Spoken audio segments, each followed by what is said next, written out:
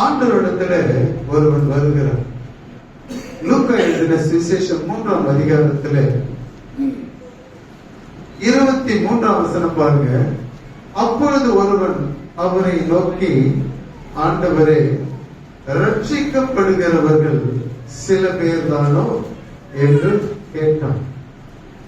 ஆண்டவராகி இயேசு கிறிஸ்துவினிடத்தில் வந்து கேட்கிறான், என்ன சொல்லிட்டு, ரட்சிக்கப்படுறவங்க சில பேரா அல்லது அதிகமான பேரா? அதற்கு ஆண்டவர் அவனுக்கு ஒரு பதில் கொடுக்கிறதை பார்க்கிறோம். என்னவா? அழகாக அவர் சொல்லுகிறார், இடுக்கமான வாசல் வழியாய் உட்பிரவேசிக்க என்ன பண்ணணுமா? பிரயாசப்படுங்கள். ஆண்டவர் அவனுக்கு சொல்றார். என்ன இந்த இடத்துல பார்க்கிற வேண்டாமா? அவனிடத்துல சொல்லுகிறதான காரியம் எல்லாருக்கும் தான். ஒருவன் ரட்சிப்புக்குள்ளே அல்ல ரட்சிக்கப்பட வேண்டும் என்று சொன்னால் அதற்கு முதலாவது வழி எதுன்னு ஆண்டவர் சொல்ல, இடுக்கமான வாசல்கள் வழியாக நீங்கள் என்ன பண்ணணும்? பிரவேசிக்க பிரயாசப்படுங்கள். அநேகர் உட்பிரவேசிக்க வகை தேடினாலும் அவர்களாலே கூடாமல் போகும் என்று உங்களுக்கு சொல்லுகிறேன். ஆண்டவர் இங்க அழகாக சொல்லுகிறார். என்ன? அநேகர் என்ன பண்ணுவாங்க? தேவனிடத்திலே வரணும், தேவனுடைய ராஜ்யத்துக்குள்ளே பிரவேசிக்க வேண்டும், நாம் ரட்சிக்கப்பட வேண்டும் என்கிறதான பிரயாசம் இருக்க அநேகர் கூடி இருப்பாங்க. என்ன? ஒரு பிரயாசப்படணும், ஆண்டவருடைய சமூகத்துக்கு போகணும். ஆனா ஆண்டவர் சொன்னார், அது சாதாரணமான ஒரு விஷயம் ஆண்டவர் சொல்லல. ஆனா கேட்கிறவங்க கேள்வி பாருங்க, என்ன கேட்கிறான்? சில பேர் தானா? அதிகமான பேர் இல்ல, சில பேர் தான் ரட்சிக்கப்படுவாங்களா? ஆனா ஆண்டவர் சொன்னார் என்ன? அநேகர் என்ன பண்ணுவாங்க? ரட்சிக்கப்படும்படி என்ன பண்ணுவாங்க? வகை தேடுவாங்க. அப்படி தேடுனா என்ன பண்ண முடியாது? என்னால ரட்சிக்கப்பட முடியாது, ரட்சிப்புக்குள்ளே நம்மளால பிரவேசிக்க முடியாது. ஏன் சொன்னா ஆண்டவர் அதற்கென்று ஒரு வழியை ஏற்படுத்தினபடியினாலே எல்லாம் பிரயாசப்படுவாங்க. அப்ப எல்லாரும் பிரயாசப்பட்டாங்க, எல்லாரும் என்ன பண்ணாங்க? தேவனுடைய ராஜ்யத்துக்குள்ள வரணும், ரட்சிப்புக்குள்ள வரணும். அதுதானே உண்மை. ஆனா ஆண்டவர் சொல்றாரு என்ன? ஆண்டவர் அதற்கு அழகாக சொல்லுகிறார். என்ன? உட்பிரவேசிக்க வகை தேடுகிறவர்களா இருக்கக்கூடாது. ஏதோ சந்தர்ப்பம் எந்த வழியில போனா நம்ம என்ன பண்ண முடியும்? அந்த இடுக்கமான வாசலுக்குள்ள போலாம் அல்லது ரட்சிப்புக்குள்ள போலாம்னு சொல்லிட்டு மனுஷனால என்ன பண்ண முடியும்? வகை தேடி அதற்குண்டான காரணத்தை தெரிந்து கொண்டு போறதுக்கு அவனால முடியாது. ஆனா ஆண்டவர் சொல்லுகிறதான ஒரு காரியம் என்ன? நீங்கள் பிரவேசிக்க நீ பிரயாசப்பட வேண்டும், வகை தேடக்கூடாது. அல்லேலூயா. வகை தேடுகிறவன் யாருன்னு சொன்னா பிசாசு. வேதம் சொல்லுகிறது, யாரை விழுங்கலாமோ என்று அவன் என்ன பண்ணிட்டு இருக்கிறான்? வகை தேடி சுற்றி கொண்டு இருக்கிறான். ஒரு பிசாச போல குறுக்கு வழியில போயிட்டு நான் என்ன பண்ணலாம்? ரட்சிக்கப்படலாம் நினைச்சா அது முடியாததான காரியம். ஆனால் ரட்சிப்பு என்பது என்ன? எல்லாம் சொல்லுவாங்க, நான் ரட்சிக்கப்பட்டு 40 வருஷம் ஆயிடுச்சு, 30 வருஷம் ஆயிடுச்சு, 10 வருஷம் ஆயிடுச்சுன்னு சொல்லிட்டு அவங்க அந்த கணக்கு போடுவாங்க. ஆனா வேதம் சொல்லுகிறது என்ன? ஒரு ரட்சிப்பு என்கிறதான காரியம் ஆரம்பத்தில் கொண்ட நம்பிக்கை. வேதம் இப்படியாக பவுல் எழுதுவோம், முடிவு பரியந்தமோ அதிலே நிலைத்து நிற்பவன் தான் என்ன பண்ண முடியும்? ரட்சிக்கப்பட முடியும். ஆனா எல்லாம் என்ன பண்ணாங்க? பாதி கூட வரல, பாதி கணத்தை கூட தாண்டல. பாதி கணத்தை தாண்டவன் என்ன பண்ணுவான்? கிணத்துக்குள்ளதான் விழுவான். தாண்டணும் நம்ம முயற்சி பண்றோம், பிரயாசப்படுறோம். ஆனா அந்த பிரயாசம் எப்படிப்பட்டதா இருக்க வேண்டும் என்பதை ஆண்டவர் சொல்றாரு. என்ன? அவன் கேட்ட கேள்வி சரியான கேள்வி. சில பேர் தானே போவாங்க. ஆனா ஆண்டவர் சொன்னது சில பேர் தான் போவாங்கன்னு சொல்லல. யாரெல்லாம் இடுக்கமான வாசல், அல்லேலூயா, நுழையும் போதே அந்த வாசல் எப்படி இருக்குன்னு சொன்னா இடுக்கமா தான் இருக்கும். சில கிராமங்கள்ல போனீங்கன்னா வீடுகளை பார்த்தீங்கன்னா என்ன பண்ண முடியாது. இப்ப நம்ம இருக்கிற வீட்டுல நம்ம நேரா போறோம், கதவு திறந்து நேரா வரோம். சில வீட்டுல போனா என்ன செய்ய முடியாது? குனிஞ்சுதான் போகணும். முதுகு வலைய ரொம்ப பெண்ட் ஆகிதான் குனிஞ்சு என்ன பண்ணுவாங்க? உள்ள போவாங்க. உள்ள இருக்கிறவங்க திருப்பி வரணும்னா 2 பேரும் ஒரே சமயத்துல என்ன பண்ண முடியாது, அந்த வாசல் வழியா வர முடியாது. ஒருத்தர் போனாதான் ஒருத்தர் வர முடியும். ஆனால் இங்க ஆண்டவர் அழகாக அவனிடத்திலே சொல்றார், என்ன, இடுக்கமான வாசல் வழியாய் உட்பிரவேசிக்க பிரயாசப்படுங்கள். அப்படி பிரயாசப்படுகிறதான ஒரு மனுஷனுடைய பிரயாசத்தை கர்த்தர் பார்ப்பார். ஆனா வகை தேடி குறுக்கு வழியில எப்படியாகிலும் போயிடலாம். சில பேருக்கு நமக்கு எப்பொழுது என்ன பண்ணும், சில எண்ணமும் சிந்தனை வித்தியாசமா இருக்கும். எதை வேணாலும் நம்ம செய்யலாம், எப்படி வேணாலும் செய்யலாம். கடைசி நேரத்துல நம்ம என்ன பண்ணலாம், ஆண்டவரிடத்துல பணிந்து குனிந்து கேட்டு போயிடலாம். ஏன் அப்படித்தானே சிலுவையில தொங்கினதான கல்லனும் கூட ஒரு நேரத்துல கல்லர்கள் எல்லாரும் ஆண்டவர் பரிகாசம் பண்ணினாங்க. ஆனா போக நேரம் கடக்க கடக்க ஒருவனுடைய இருதயம் எங்கே திறக்கப்படுகிறதை பார்க்கிறோம், அவன் பேசுகிறதை அறிக்கையிடுகிறதை பார்க்கிறோம். அதனால் அன்னைக்கு ஆண்டவர் சொன்னார், என்ன, இன்றைக்கு நீ என்னோடு கூட பரதேசில் இருப்பாய். ஆனா சில பேர் அப்படியும் தேடுறவங்க இருப்பாங்க. அதுதான் என்ன, அவன் அப்படி போனானே, அவனை அப்படி கூப்பிட்டுக்கிட்டாரு, அப்படிப்பட்ட காரணத்தை சொல்லி அப்படிப்பட்ட காரணத்துக்குள்ளாக போலாம் சொல்லிட்டு கூட சில பேர் நினைப்பாங்க. ஆனா அப்படி கிடையாது.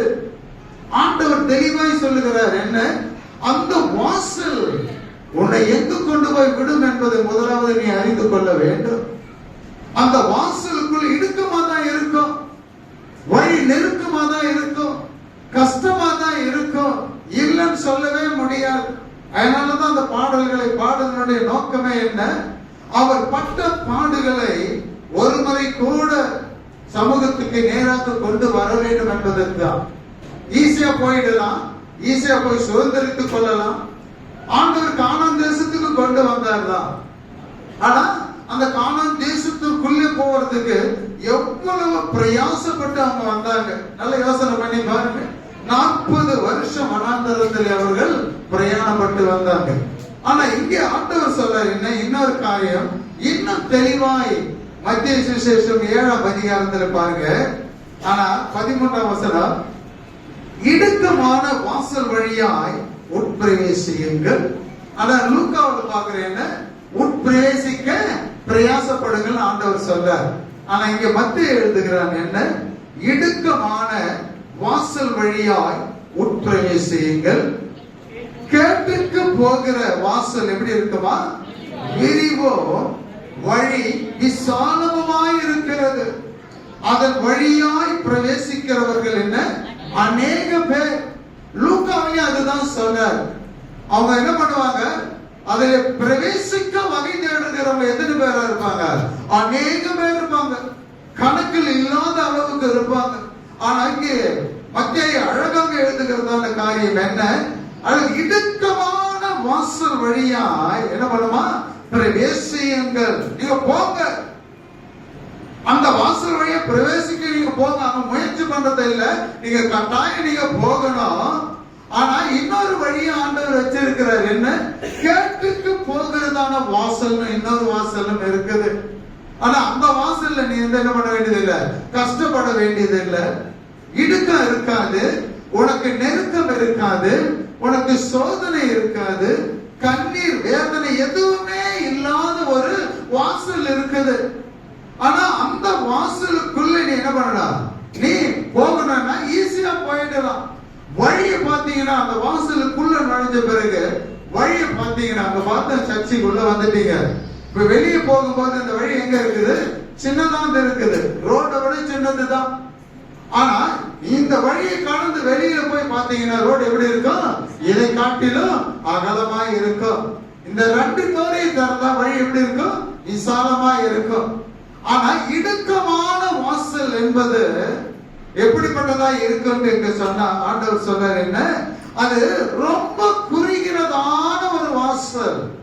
அங்க குனியணும், உன் உடம்பு வளையணும், பணிஞ்சுதான் உள்ள என்ன பண்ணணும், போகணும், வெளியே வரணும். ஹல்லேலூயா. சாதாரணமா நீ என்ன பண்ண முடியாது, போயிட முடியாது. இங்க தெளிவாய் சொல்லுகிறது என்ன, கேட்டுக்கு போகிறதான வாசல் விரிவோ வழி விசாலமாய் இருக்கிறது, அதில் வழியாக பிரவேசிக்கிறவர்கள் அநேகர். அந்த வழி எங்க போகுதுன்னு தெரியாது. நீதிமன்ற புத்தகத்தில் அழகாக இருக்குது. 28ஆம் அதிகாரத்தில் வாசிக்க வேண்டாம். மனுஷருக்கு தோன்றுகிற வழிகள் எப்படி இருக்கும்? ஹல்லேலூயா. அநேகம் கணக்கே கிடையாது. ஆனா அந்த வழிகளினுடைய முடிவு எங்கன்னு சொன்னா மரணம் சொல்லப்பட்டு இருக்கிறது, எழுதி இருக்குது. நிறைய வழி இருக்கும். ஒரு சிந்தனையில அநேக காரியங்கள், அநேக வழிகள் இருக்கும்.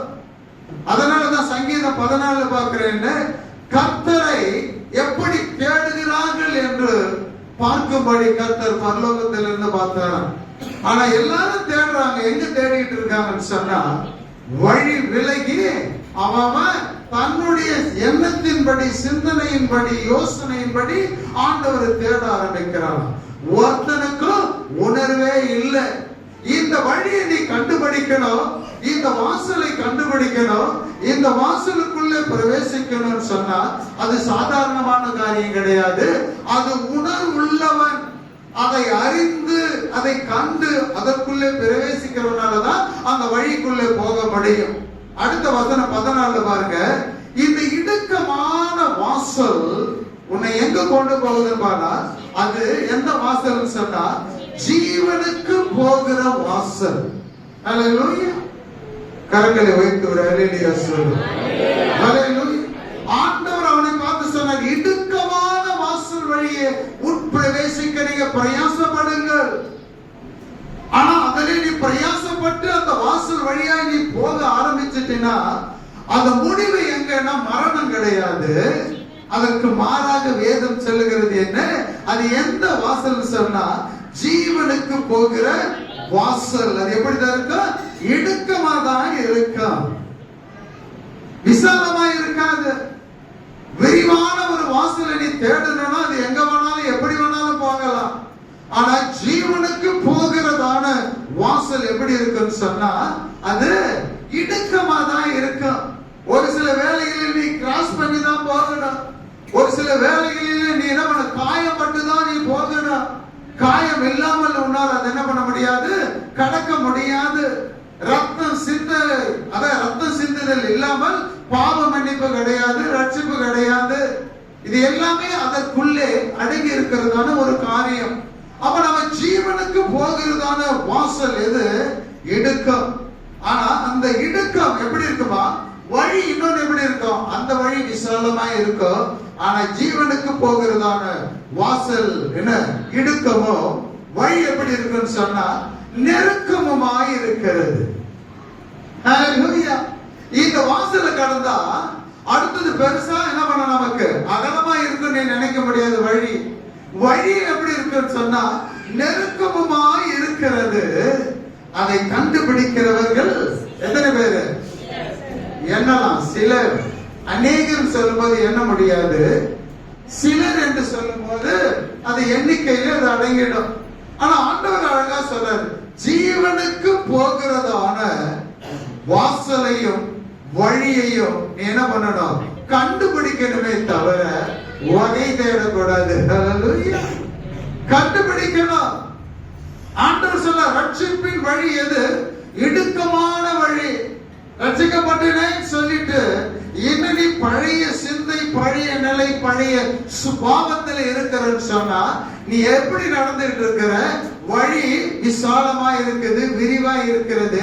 வழியும் விசாலமா இருக்குது. அதனால நீ போய்கிட்டு ஈஸியா வந்துகிட்டு இருக்கிற.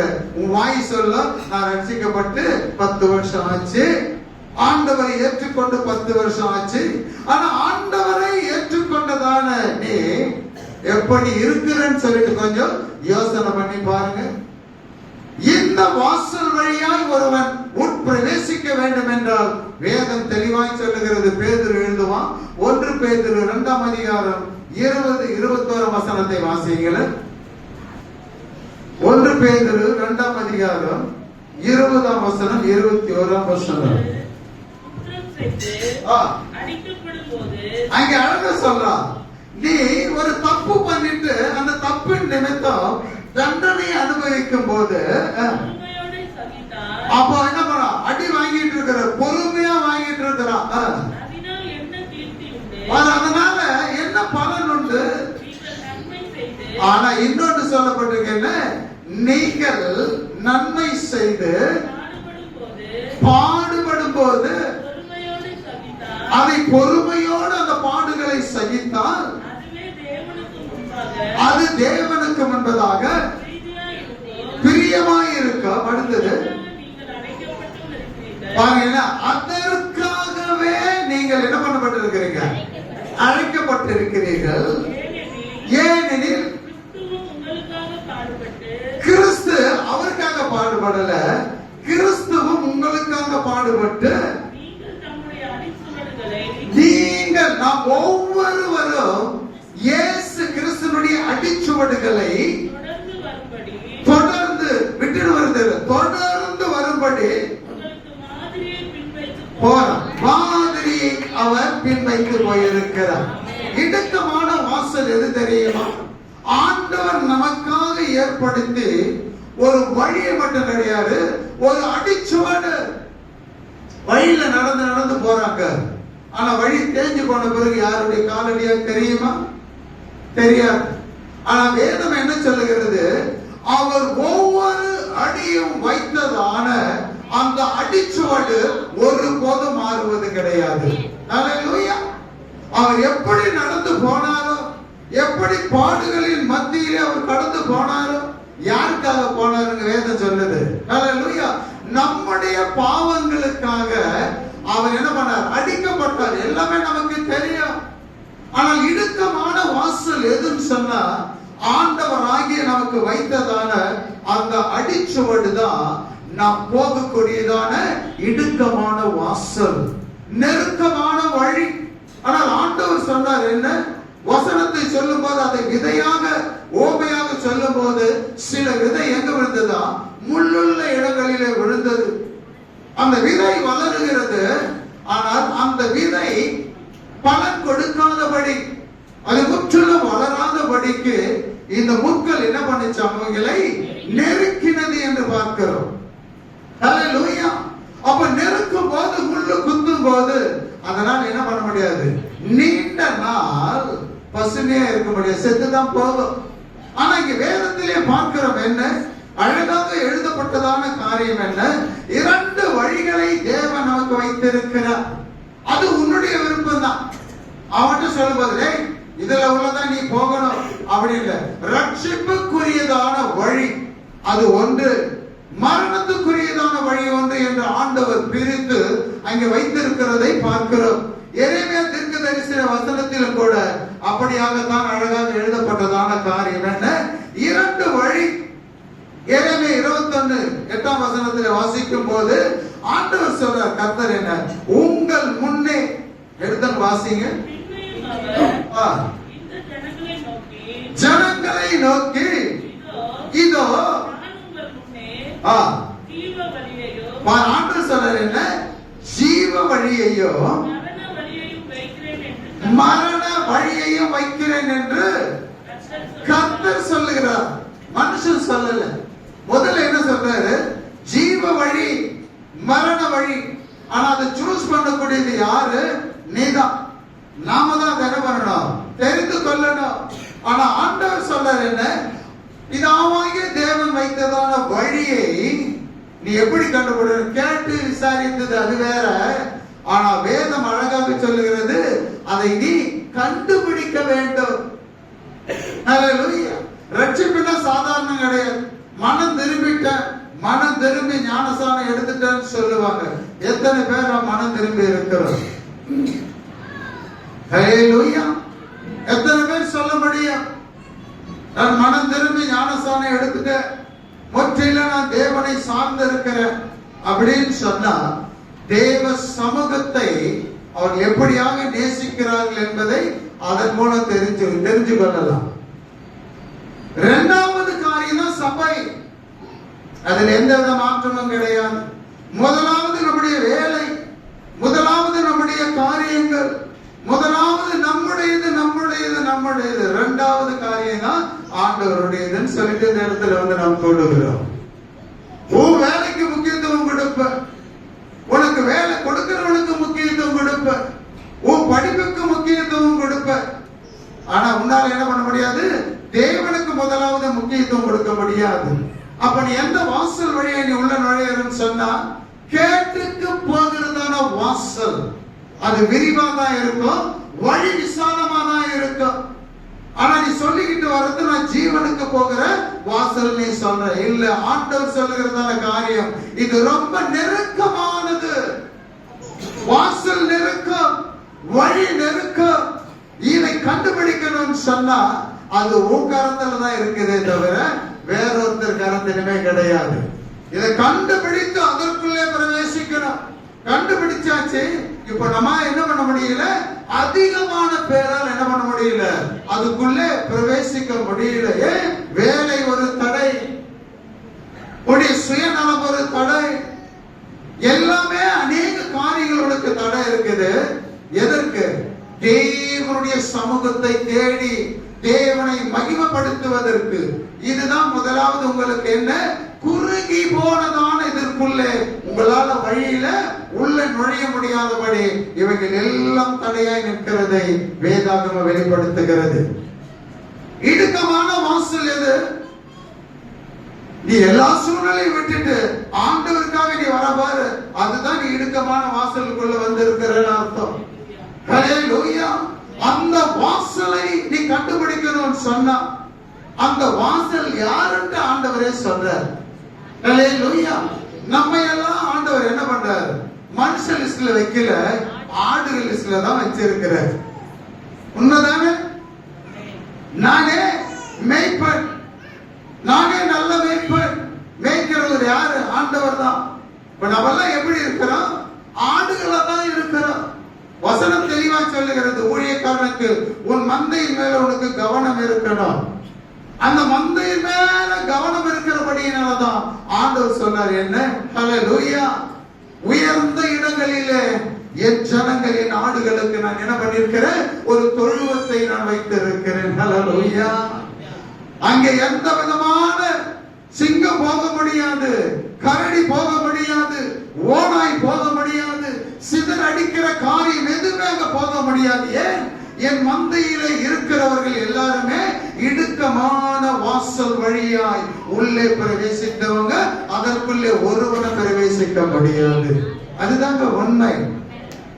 இடுக்கமான வாசல் கஷ்டமா தான் இருக்கும், இல்லன்னு சொல்லல. ஆனா ஆண்டவர் சொல்றாரு என்ன, உபத்திரவங்கள் வழியாக, பாடுகளின் வழியாக நமக்கு ஒரு அடிச்சுவடை ஏற்படுத்தினதான ஆண்டவர் சொல்றாரு என்ன, திராணிக்கு மேலாக உன்னை சோதிக்கப்பட என்ன பண்ண மாட்டேன், விடவே மாட்டேன்.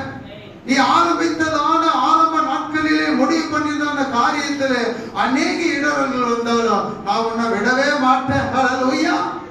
ஏன்? அழைத்த அழைப்பை ஆண்டவர் வெளிப்படுத்தி இருக்கிறார். நாம நினைக்கிற மாதிரி, அதாவது இஸ்ரேல் ஜனங்களுக்கு அழைப்பு எது, கானான் தேசம் இல்லன்னு சொல்லல. இப்படி வித்தியாசமான ஒரு அழைப்பு.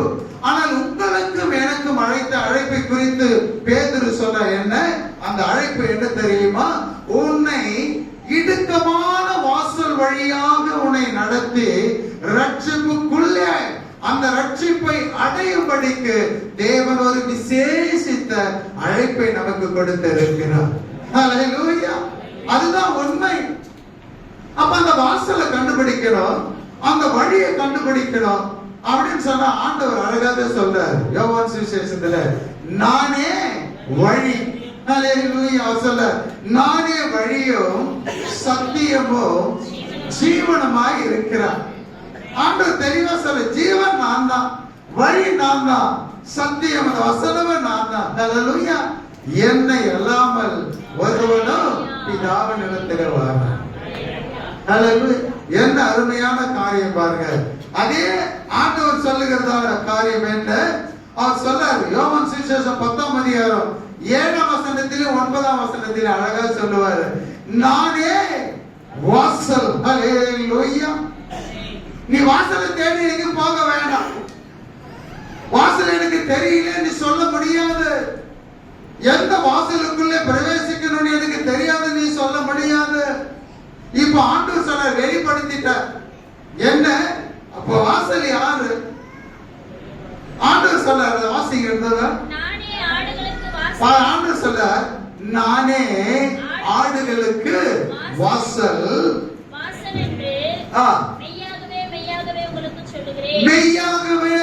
ஹalleluya. சத்தியமா சத்தியமா நான் உங்களுக்கு சொல்றேன், எனக்கு முன்னே வந்தவர்கள் எல்லாரும், ஆண்டவர் சொல்ல, எனக்கு முன்ன வந்தவங்க எல்லாம் எப்படிப்பட்டவங்களா இருந்தாங்க? கள்ளரும் கொள்ளைக்காரருமா இருந்தாங்க. அவங்களால என்ன பண்ண முடியல? வாசலை காண்பிக்க முடியல. போதும், எது வாசல் காட்ட முடியல. கள்ள தீர்க்கதரிசியினால, கள்ள போதகனால என்ன பண்ண முடியாது? உனக்கு அந்த வாசலை காண்பிக்க முடியாது. அவங்க பிரசங்கிக்கிறது, போதிக்கிறது எல்லாமே வித்தியாசமானதா இருக்கும். நீ கொடு, ஆண்டவருக்கு இதை செய், நீ அதை செய், சபைக்கு இதை செய், அதை செய், இதுதான் என்ன பிரசங்கமா இருக்கும். ஆனா அப்படி கிடையாது. இங்க எழுதப்பட்டதான காரியம் என்ன? இடுக்கமான வாசல் எதுன்னு சொன்னா, ஹல்லேலூயா, அந்த வாசல் யாருன்னு சொன்னா ஆண்டவராகிய இயேசு கிறிஸ்து. ஆனா 9ஆம் வசனம் என்ன சொல்லுது? அதே அதிகாரத்துல பாருங்க, நானே வாசல், எதுக்குள்ள போகணும்?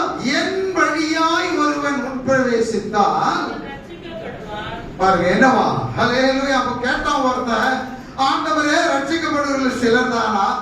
ஆனா ஆண்டவர் என்ன சொன்னார்? இடுக்கமான ஒரு வாசல் வழியாய் பிரவேசிக்கிறவன் தான் ரட்சிக்கப்படுவான். ஆனா இங்க 9ஆம் வசனம் தெளிவாய் சொல்லுகிறது, நானே வாசல். ஆண்டவராகிய இயேசு கிறிஸ்து வாசல், அவர்தான் வழி. அவர் வழியாக ஒருவன் உள்ளே பிரவேசிக்கும் போது போதும், அவன் என்ன பண்ணுவானா? ரட்சிக்கப்படுவான்.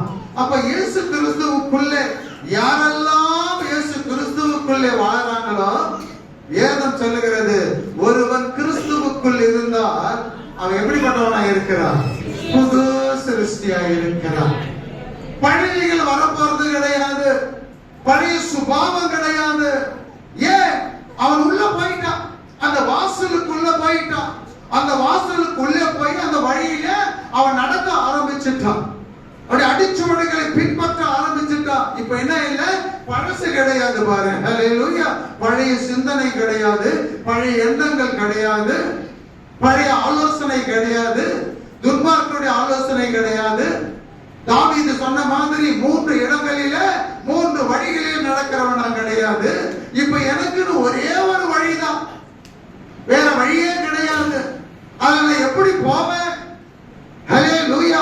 அழகாக அங்க எழுதப்பட்டிருக்கிறது, அந்த வழியிலே ஒரு அடிச்சுவடு இருந்துகிட்டே இருக்குது, போய்கிட்டே இருக்குது. ஹல்லேலூயா. நீ எதையும் பார்க்க வேண்டியதே கிடையாது. ஆண்டவர் தண்ணிக்கு மேல நடந்தா கூட அவருடைய அடிச்சுவடு தெரியும். ஹல்லேலூயா. பேதுரு அவருடைய அடிச்சுவடுகளை பார்த்து, ஆண்டவரை பார்த்து நடக்கும் போது தண்ணிக்கு மேலே நடந்தான். ஹல்லேலூயா. அடிச்சுவடை விட்டு விடுகிறதான வேளையில தண்ணிக்கு உள்ளே அவன் முழுகிறதை பார்க்கிறோம். ஆண்டவரை பின்பற்ற வேண்டும், ஆண்டவருடைய அடிச்சுவடுகளை பின்பற்ற வேண்டும்.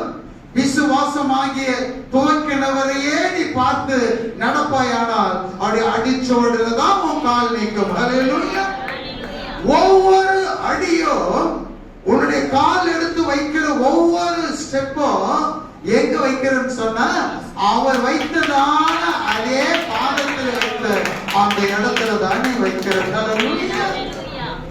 அப்படி கடைசியா போய்கிட்டே இருக்கிறனுடைய நிலை என்ன? அதுக்கு ஒரு முடிவை ஆண்டவர் வைத்திருக்கிறார். முடிவை உண்டு, தொடங்கிட்டார் ஆண்டவர், தொடங்கிடுச்சு. விசுவாசத்தை தொடங்குறவர் அவர்தான், முடிக்கிறவரும் அவர்தான். ஹல்லேலூயா. நடத்தி கொண்டு போகிறவரும் அவர்தான். அவர் இல்லாமல் உன்னால் என்ன பண்ண முடியாது? ஒன்றையுமே செய்ய முடியாது, ஒன்றை நீ செய்ய முடியாது. இந்த உலகத்திலே ஏதாகிலும் ஒன்றை நீ சின்ன காரியத்தை செய்யணும்னு சொன்னா தேவனுடைய கிருபையினா நம்மால செய்ய முடியாது. ஹல்லேலூயா. ஆனா வேதம் சொல்லுகிறது, கண்டுபிடிக்கிறவர்கள் எத்தனை பேர் இப்ப கண்டுபிடிச்சிட்டோம்? ஹல்லேலூயா. அந்த வாசல் எங்க இருக்குது? அந்த வழி எங்க இருக்குது? வேதம் சொல்லுகிறது, என் ஆடுகளுக்கு நான் தான் வாசல். ஹல்லேலூயா. என் ஆடுகளுக்கு என்ன பண்ண முடியும்? ஃப்ரீயா போகலாம். ஹல்லேலூயா. இப்ப என்ன பண்ணலாம்? அழகா உள்ள வரலாம். உள்ள வந்த பிறகு விசாலமான காரியத்தை நான் ஏற்படுத்துவேன். இனி நீ என்ன பண்ண மாட்டேன், தொய்ந்து போக மாட்டேன். அதனாலதான் தாவீது சொன்னா, என் கண்மலையிலே என்னை கொண்டு போய் நிறுத்து. அல்லேலூயா. என்னுடைய இருதயத்தில் இருக்கிறதான தொய்ந்து போன, உடைந்து போன எல்லா இருதயத்தையும் கட்டுகிற ஒரு இடம் என்று சொன்னார். ஆண்டவராகிய இயேசு கிறிஸ்துவாகிய கண்மலை என்று அவர் சொல்லுகிறதை பார்க்கிறோம். அந்த கண்மலை தான் உனக்கு வாசல். அல்லேலூயா. அந்த கண்மலை தான் உனக்கு வாசல். அந்த கண்மலை தான் உனக்கு வழி. அங்கே உனக்கு ஆசீர்வாதம் உண்டு, சமாதானம் உண்டு, பாதுகாப்பு உண்டு, எல்லாமே அங்கதான். ஆண்டவர் சொல்லிட்டார், என்ன? நானே வழி. அல்லேலூயா. என் ஆடுகளுக்கு நான் தான் வாசல், நான் தான் வழி, நான் தான் ஜீவன். நீ வேற எங்க தேடி போக வேண்டிய அவசியமே இல்லை. உள்ள நுழைஞ்சிட்டாவே போதும். அங்க என்ன? ஜீவனுக்குள்ளதான் நீ இருக்கிற. எத்தனை பேர் சொல்ல முடியும், நான் ஜீவனுக்குள்ளே பிரவேசித்தேன். ஹல்லேலூயா. இப்ப நான் சமாதானமா இருக்கிறேன். ஆண்டவர் சொல்றார், என்ன? முடிவு பரியந்தமோ, முடிவு பரியந்தமோ. வெளிப்படுத்தல் அழகாக எழுதப்பட்டதான காரியம் என்ன? ஜெயம் கொண்டு அவருக்குள்ள நீ போனீங்கன்னா உன்னால என்ன பண்ண முடியும்? அந்த குறுகினதான இடுக்கமான வாசலுக்குள்ளே போனீனா உள்ளே வழி நெருக்கமா தான் இருக்கும், உனக்கு கஷ்டமா தான் இருக்கும், வேதனை இருக்கும். பொய் சொல்லக்கூடாது, திருடக்கூடாது, மற்றவங்களை ஏய்க்க கூடாது, இச்சிக்க கூடாது. இப்படி அநேக இடுக்கமான வழிகளிலே நம்ம என்ன பண்றோம்? பிரவேசிக்கிறோம். அநேக தொல்லைகள் மத்தியிலே பிரவேசிக்கிறோம். அநேக உபத்திரவங்கள், சத்துருக்களின் மத்தியிலே நாம் பிரவேசிக்கிறோம். ஆனா நீ பிரவேசிக்கிற உன்னை ஆண்டவர் விட்டுட மாட்டார். பாருங்க. ஹல்லேலூயா. உன்னை எங்க கொண்டு போய் நிறுத்துவார் தெரியுமா? கடைசியில. ஏன் சொன்னா, ஆண்டவரும் இத்தனை பாடுகளின் மத்தியிலே அவர் என்ன பண்ணார்? ஜெயம் எடுத்தபடியினாலே தோத்து போயிடல. எவ்வளவு அவமானங்கள் வந்தது, காரி துப்புனாங்க, தலையில் அடிச்சாங்க, சரீரம் முழுவதும் பிற்கப்பட்டதான நிலை. அவர் தேவ குமாரனாய் இருந்தவர் இப்ப அடையாளம் தெரியாதவராய் மாத்திட்டான் மனுஷன். இப்ப யாரு? சிலுவையில் தொங்கினவனுக்கு ஒரு அடையாளம் இருந்தது, 2 பேருக்கு அடையாளம் இருந்தது. ஆனால் ஆண்டவராய் இயேசு கிறிஸ்துவை பார்த்துட்டு யாருன்னு கேட்டாக்கா அடையாளமே கிடையாது. ஏன்? அந்த கோலமாக அவரை சின்ன பின்னமாக ஆக்கி தொங்க விட்டாங்க. ஆனா இத்தனை காரியங்கள் மத்தியிலே அவர் தோத்தா போயிட்டார். அவர் ஹல்லேலூயா. அந்த சூழ்நிலையிலும் தொங்குகிறதான வேளையில அவருக்கும் பிதாவுக்கும் ஒரு ஐக்கியம் இருந்துகிட்டே தான் இருந்தது. ஹல்லேலூயா. அப்ப ஆண்டவராகிய இயேசு கிறிஸ்துவுடைய அந்த அடிச்சுவடு நம்ம எப்படிலாம் நடந்ததுன்னு சொன்னா, ஒரு ஐக்கியத்துக்குள்ளாகவே நம்ம என்ன பண்ணிட்டு இருக்குது?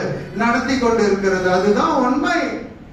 ஒவ்வொரு அடியும் என்ன சொல்லுதுன்னு சொன்னா, நான் இடுக்கமான வாசல் வழியாய் நான் நுழைஞ்சிட்டேன். ஹல்லேலூயா. இடுக்கமான வழியில நான் போயிட்டு இருக்கிறேன். ஆனா எனக்கு முன்னே போகிறவர் யாருன்னு சொன்னா, எனக்காக ரத்தம் சிந்தி என்னை மீட்டதான என் ஆண்டவருடைய அடிச்சுவடு நான் என்ன பண்ணிட்டு இருக்கிறேன்? நடந்துகிட்டு இருக்கிறேன். அது என்னை எங்க கொண்டு போய் விட போகுதுன்னு சொன்னா, வேதாகமம் அழகாக சொல்லுகிறது. பாருங்க, வேதம் எப்படி பாருங்க, அந்த அதனுடைய பலன் எல்லாமே பாருங்க. ஆண்டவராகிய இயேசு கிறிஸ்து தமக்கு முன் வைத்திருக்கிறதான சந்தோஷத்தின் பொருட்டு அவமானத்தை எண்ணல, சிலுவையை சகித்தார். அததான் பேதுரு எழுதுறான். என்ன? நாம் அழைக்கப்பட்ட அழைப்பு ரட்சிப்புக்கு, அந்த ரட்சிப்பை அடையும்படி தேவன் வைத்திருக்கிறதான ஒரு அடிச்சுவடு என்ன? இடுக்கமான வாசல். இந்த அடிச்சுவடுகளின் வழியாக இடுக்கமான வாசல், அந்த வழியாக தான் நீ போகணும். அப்படி போகிறவனுக்கு தேவன் வைத்திருக்கிறதான உன்னதமான ஆசீர்வாதம் எதுன்னு பாத்தீங்கன்னா, அழகாக சொல்லப்பட்டிருக்கிறதான காரியம் பாருங்க. 21 வசனம் பாருங்க. 3:21. நான் ஜெயம் கொண்டு என் பிதாவினுடைய சிங்காசனத்திலே. ஆண்டவர் சிலுவையில தோத்து போகல, பாடுகளின் மத்தியிலே அவர் தோத்து போகல. இடுக்கமான சூழ்நிலை வழியிலே போது தளர்ந்து போயிடல, தேவனை மறுதலிக்கல. ஆனா என்ன செய்தார்? அவர் ஜெயம் எடுத்தார் என்று வேதம் சொல்லுகிறது. நான் ஜெயம் கொண்டு நான் இந்த உலகத்தில் எல்லாவற்றையும் ஜெயிச்சுட்டேன், பிசாசை ஜெயிச்சுட்டேன். ஆண்டவர் சொல்ற, என் பிதாவினுடைய சிங்காசனத்திலே அவரோடு கூட உட்கார்ந்தது போல. அப்ப ஜெயம் எடுத்ததான ஆண்டவராகிய இயேசு கிறிஸ்து இவ்வளவு பாடுகள் அவமானங்கள் மத்தியிலே நமக்காக பட்ட பாடுகளை அங்கே வேதம் சொல்லுகிறார். சொல்ல, நான் என்ன பண்ண? எல்லாவற்றையும் நான் ஜெயிச்சுட்டேன். ஹல்லேலூயா. ஒன்றில நான் தோத்து போகல, ஒரு காரியத்தில நான் மனம் தளர்ந்து போகல, எல்லாவற்றிலும் ஜெயித்து ஜெயம் கொண்டபடியினால இப்ப நான் எங்க இருக்கிறேன்னு சொன்னா, பிதாவினுடைய என்னவா சிங்காசனத்திலே. யாரோடு கூட? பிதாவோடு கூட நான் என்ன பண்ணிருக்கிறேன்? உட்கார்ந்தது போல. முடிக்கல ஆண்டவர், முற்றுப்புள்ளி வைக்கல, அங்க கமாதான் போட்டுக்குது. நான் எப்படி உட்கார்ந்து இருக்கிறேனோ அழகா சொல்ல, நான் ஜெயம் கொண்டு என் பிதாவினுடைய சிங்காசனத்திலே அவரோடு கூட உட்கார்ந்தது போல. அப்ப அவருக்கு தனி சிங்காசனமா இருந்தது. இவர் போன ஜெயம் கொண்டு போன உடனே பிதாவாகிய தேவன் என்ன பண்றாரா? அவருக்கு சிங்காசனத்தில் இடம் கொடுக்கிறார். கொஞ்சம் நகர்ந்து உட்கார்ந்துக்கிறார். ஹல்லேலூயா. நகர்ந்து உட்கார்ந்துட்டு ஆண்டவராகிய இயேசு கிறிஸ்துவையே ஜெயம் பெற்று வந்திருக்கிறார். பிதாவினுடைய சித்தத்தை நிறைவேற்றி வந்திருக்கிறவருக்கு பிதாவினாலே கொடுக்கப்படுகிற கனம். ஹல்லேலூயா. அடுத்தது பாருங்க, அழகா சொல்லுது என்ன? உட்கார்ந்தது போல ஜெயம் கொள்ளுகிறவன் எவனோ, ஹல்லேலூயா, அவனும் என்னுடைய சிங்காசனத்திலே என்னோடு கூட உட்காரும் அழைக்காரன் செய்வேன் போல். ஜெயம் கொள்ளுகிறவர் இடுக்கமான வாசல் வழியை உட்பிரவேசித்து இடுக்கமான வழியிலே அடிச்சுவடுகளை பின்பற்றி கடைசியாக ஜெயம் எடுக்கிறதான, ரட்சிப்புக்குள்ள வந்ததான, ரட்சிப்பை அடைந்ததான ஒவ்வொருவனும் இப்போ என்ன வித்தியாசமான சிங்காசனமா கொடுக்கப்பட்டிருக்குது? இல்லை இல்ல, பிதாவுடைய சிங்காசனத்தில் அவர் உட்கார்ந்த உடனே இப்ப பிதா சிங்காசனமா அவருடைய சிங்காசனம் ஒரே சிங்காசனமா மாறிடுச்சு. எத்தனை பேர் ஆமென் சொல்லுவீங்க? வேற சிங்காசனம் கிடையாது. இப்ப ஜெயம் பெற்று இடுக்கமான வாசல் வழியாக உபத்திரவங்கள் மத்தியிலே, பாடுகள் மத்தியிலே, ரட்சிப்புக்குள்ளே வந்ததான அவனுக்கு இவர் நமக்கு சொல்லி அவனுக்கு ஒரு இடம். எப்படி சாரிபாத்தினுடைய விதைகளில் இருந்த மாப்பானையில மா எடுக்க எடுக்க வந்துகிட்டே இருந்தது. இப்ப என்னன்னா, நாம ஒவ்வொருவராக இடுக்கமான வாசல் வழியாக அடிச்சுவடுகளை பின்பற்றி ஜெயம் எடுத்து ரட்சிப்புக்குள்ள போகிற ஒவ்வொருத்தரும் போகும்போது பிதாவாகிய தேவன் இயேசு கிறிஸ்துவும் கொஞ்சம் கொஞ்சமா நடந்து போயிட்டு இருக்கிறார். எத்தனை பேர் ஆமென் சொல்ல முடியும்? இடுக்கமான வாசல் வழி அவர்கள் இருவரையும் தள்ளி போகும்படி செய்கிறதை பார்க்கிறோம். உனக்கு ஒரு முக்கியத்துவம் கொடுக்கிறார் ஆண்டவர். பாருங்க, இவர் போனார், அவர் நகர்ந்தார். இப்ப இவர் வந்து உட்கார்ந்துட்டு பிறகு என்ன பண்றார்? நீங்க நானும் போகும்போது பிதா சொல்ற, நீங்க தள்ளி உட்காருங்க. இடுக்கமான வாசல் வழியா வந்திருக்கிறார். அவன் இளைப்பாற வேண்டும். எங்க ஒரு பெண்ணில கிடையாது, சிங்காசனத்திலே உனக்கு எனக்கு ஒரு உன்னதமான இளைப்பாறுதல். அந்த இடுக்கமான வாசல் வழி பார்க்கும்போது உனக்கு கண்ணீரா இருக்கும்.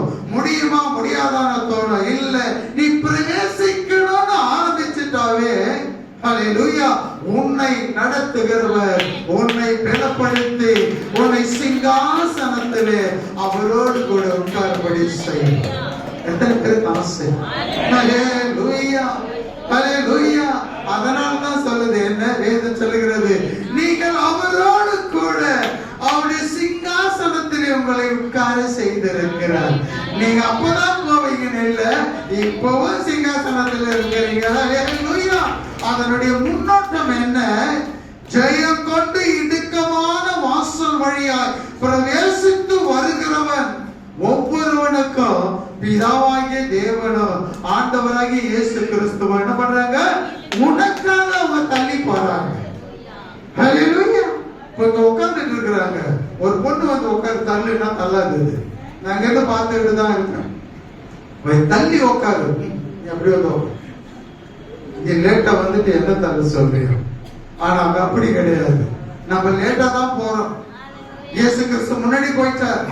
ஆனா அங்க என்ன நடக்குது? ஹல்லேலூயா. அவன் இடுக்கமான வாசல், கண்ணீர் வேதனை நிறைந்ததான ஒரு சூழ்நிலையில வந்திருக்கிறான். அவன் இளைப்பாற வேண்டும். எங்கே?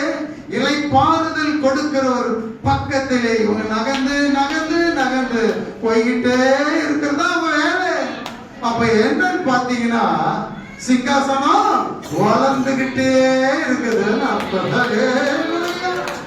எவ்வளவு பேர் போறாங்களோ அவ்வளவுக்கு அவ்வளவு பரலோகத்துல சிங்காசனம் என்ன இருக்கு? ஹல்லேலூயா. பெருந்து அத வளர்ந்துகிட்டே இருக்கு, வளர்ந்துகிட்டே இருக்குது. போக போக போக போக நடுவுல உட்கார்ந்து இருந்தவங்க 2 பேரும் இப்ப ஓரமா போயிட்டு இருக்கிறாங்க. ஹல்லேலூயா. ஓரமா சிங்காசனத்துல ஓரமா போயிட்டு இருக்கிறாங்க. செபதேயுடைய தாய் கேட்டா, என் மகன் இந்த பக்கம் ஒருத்தன் அந்த பக்கம் ஒருத்தன் உட்காரணும், அருள் செய்யணும். ஆனா ஆண்டவர் அன்னைக்கே சொல்லிட்டாரு, என்ன அது என்னுடைய காரியம் அல்ல. வலதுபுறம் இடதுபுறம் கேட்கிற தப்பு கிடையாது. ஆனா என்ன தெரியுமா? இடுக்கமான வாசல், எப்படி அடிச்சுவடு, இதுல வரவனாலதான் என்ன பண்ண முடியும்? அங்க நகர்ந்து உட்காருன்னு சொல்ல முடியும். அவர் சொல்லவே வேணாம், ஆண்டவர் அதை செய்வார். நமக்கு சிங்காசனங்கள் இருக்குது. அந்த 12 கோத்திரத்தை ஆளுகிறதற்கு இந்த 12 பேர் தனியா உட்கார்ந்துட்டு இருப்பான். 23 மூப்பர்களும் தனியா உட்கார்ந்துட்டு இருப்பான் அந்த சுத்திலும். ஆனா இடுக்கமான வாசல் வழியாய் போகிறவன், அவனுக்கு முன்னால எல்லாம் பேதர் எல்லாம் உட்கார்ந்துட்டு இருப்பான். அவங்க எல்லாம் அரசாட்சி பண்ணுவாங்க, அவங்க நியாயம் விசாரிப்பாங்க. அவர்களுக்கு மேலான ஒரு சிங்காசனம், அந்த சிங்காசனத்திலே பிதாவோடு கூட இயேசு கிறிஸ்துவோடு கூட அவரோடு கூட ஆளுகை செய்கிறவர்கள். உபத்திரவத்தின் வழியாக இடுக்கத்தின் வழியாய் போறவன் ஆண்டோடைய வலது பாரிசத்துல உட்கார்ந்துட்டு இருப்பான். இடது பக்கம் அங்க யாரு, இந்த பக்கம் பேதுரு எல்லாம் அங்க உட்கார்ந்துட்டு இருப்பான். இவங்க எல்லாம் வந்தானுங்க. இவ்வளவு நாள் நம்ம பாடுபட்ட தலைக்கீழா என்ன சிலுவையில அறைன்னு சொன்னோம். ஆனா நமக்கு ஒரு சிங்காசனம் கொடுக்கப்பட்டு இருக்குது. எல்லாருக்கும் தனித்தனி ஒரு சிங்காசனம். 12 கோத்திரத்துக்கு 12 சிங்காசனம். ஆனா நேத்து ஒருத்தன் வந்தான். ஹல்லேலூயா. ஆண்டவர் என்ன ஆண்டவரே, அவனுக்கு மட்டும் உன் பக்கத்துல இடம். ஏய், ஆண்டவர் சொல்லுவார், வாய மூடு, உனக்கு சிங்காசனம் கொடுத்தாச்சு இல்ல, அதோடு இவன் எப்படி வந்திருக்கான் தெரியுமா? என் அதிசயங்கள் அற்புதங்களை பார்த்ததுனால உனக்கு இந்த சிங்காசனம். எதையுமே பார்க்காம ஹல்லேலூயா என்னை அறிந்து கொள்ளாத வரத, எனக்கு உபத்திரவத்தின் வழியாக இடுக்கத்தின் வாசல் வழியாக அவன் கஷ்டப்பட்டு உன்ன மாதிரி வரல, பிரயாசத்தின் மத்தியிலே போராட்டத்தின் மத்தியிலே ஹல்லேலூயா வந்தான். அவன் தான் என்ன பண்ணுவான்? உனக்கு மேலே ஒரு சிங்காசனத்தில். நாமெல்லாம் யாரு? பேதுருவை போல அல்ல, அந்த 12 சீஷர்களை போல அல்ல. அதுக்கு மாறாக என்னவா? இயேசு கிறிஸ்துவின் பிதாவையும் ஓரம் தள்ளிட்டு நம்ம என்ன பண்ணிட்டு இருக்கிறோம்? நடுவுல உட்கார்ந்துட்டு இருக்கிறோம். அவன் சுத்தி இருக்கிறோம். மூப்பர்கள் இருப்பான், எல்லாம் இதெல்லாம் வச்சுட்டு இருப்பானுங்க, தூப கலசெல்லாம் வச்சுட்டு இருப்பான். இன்னும் ஜெபிக்கிறவன் ஜெபலாம் அங்கதான் இருக்கும். ஹல்லேலூயா. பேதுரு எல்லாம் அங்க போய் அதை நினைச்சிட்டு இருப்பான். இப்படி தெரிஞ்சிருந்தா நான் என்ன பண்ணிருப்பேன்? ஏதாவது செஞ்சிருக்கலாமே. அன்னைக்கு வாய் விட்டுறது தப்பு. இதெல்லாம் செய்ய, இதெல்லாம் விட்டுட்டு வந்தோமே, எங்களுக்கு என்ன நன்மைன்னு கேட்டாங்க. ஆனா வேதம் அழகாக சொல்லுகிறது, உங்களை ஹல்லேலூயா உங்களுக்கு எல்லாருக்கும் சிங்காசனங்கள் கொடுக்கப்பட்டது. ஆனா நமக்கு சிங்காசனங்கள் கொடுக்கல. ஹல்லேலூயா. அவருடைய பக்கத்திலே உட்கார தேவன் அருள் செய்தார். நம்ம எல்லாரும் தனி சிங்காசனம் கிடையாது, எல்லாம் ஒரே சிங்காசனம். ஹல்லேலூயா. அப்ப அந்த ஒரே சிங்காசனம் என்ன சொன்னா, இவங்க எல்லாம் யாரு? ஆசாரியர்களும் ராஜாக்களும். அவர்களுக்கு மேலாக உபத்திரவ சிங்காசனம், அவருடைய சிங்காசனம். ஹல்லேலூயா. அவன் பாப்போம் நம்ம எப்படி இருக்க, நல்லா யோசனை பண்ணி பாருங்க.